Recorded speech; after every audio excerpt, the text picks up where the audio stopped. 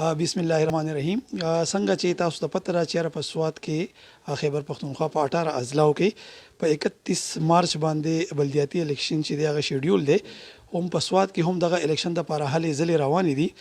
د یونین کونسل په سطح باندې زیات تر د الیکشن ته ځوانان ولاړ دي. ینګ ایج دی هغه د قوم د خدمت لپاره د جذبې په تور باندې راوتی دي. دې ټیم کې زه د عوامي نېشنل پارټۍ د یو کسان کونسلر سیټ ته چې کوم امیدوار ولاړ دی هغې سره ناست یم. هغې نه به پوښتنې کومه چې یاره هغې کم مقصد دپاره راوتي دي او هغې څه ګڼي چې یاره دې علاقه کې میجر کم مسایل چې دي هغه کم دي او د هغې دپاره هغې سره سپ لین دی. ډیره مننه جی په وخت راکولو دپاره.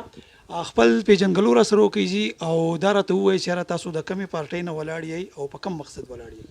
بسم الله الرحمن الرحیم. زما شمشیر خان کاخیل نوم دی او زه خو د رحم آباد امانکوټ ولیج کونسل له ولاړ یم مزدور کسان کونسلر ته او لاټین هم نښه ده.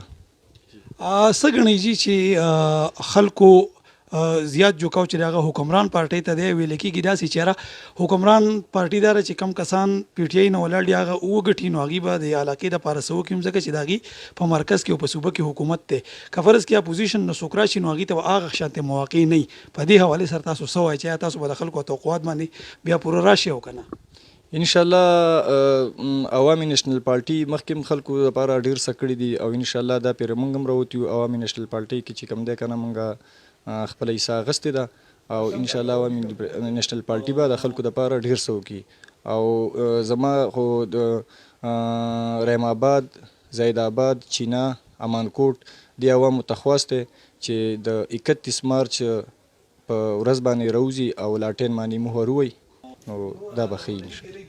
ښه جي تاسو چونکې د اکاخیل قوم نه یې نو څومره کورونه آبادي دلته داسې ده ستاسو رجسټر اوټ چې تاسو ګڼئ چې یاره هغه کسان به تاسو ته اوټ درکړي او څه به نور خلک اوټ درکړي نو ستاسو هغه ګراپ په هغې سیوا شي او فتح به ستاسو وي؟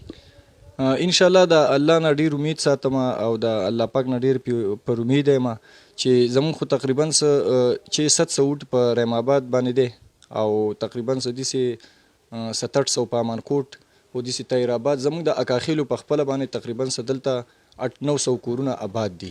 په دې 800 کورونو کې تقریبا غالبا راځي تقریبا 8-9000 روټ زموږ لکه دلته رجسټر دی جي. تاسو څه ګڼئ جي چې یاره دې علاقه کې غټې مسلې کمې دي چې هغه تاسو وایئ چې یاره هغه به مونږ حل کوو چې کله تاسو په اقتدار کې راشئ؟ بس غټې مسلې خو دونه نشته او چې کمې مسلې مخې ته راځي وړې غټې نو هغه به انشاءالله موږ د الله پاک په زور سره حل کوو جي. وخت راکولو جي ډېره مننه، ډېره شکریه. جی ناظرینو تاسو وکتل چې یاره کم یوت چې ولاړ دی د بلدیاتي انتخاباتو دپاره د هغې عزم او ولوله دا ده چې یاره دې علاقې کې چې کم مسایل دي او هغه حل طلب دي نو د هغې دپاره به دي خپل ټول صلاحیتونه چې دي هغه به په کار راولي. جی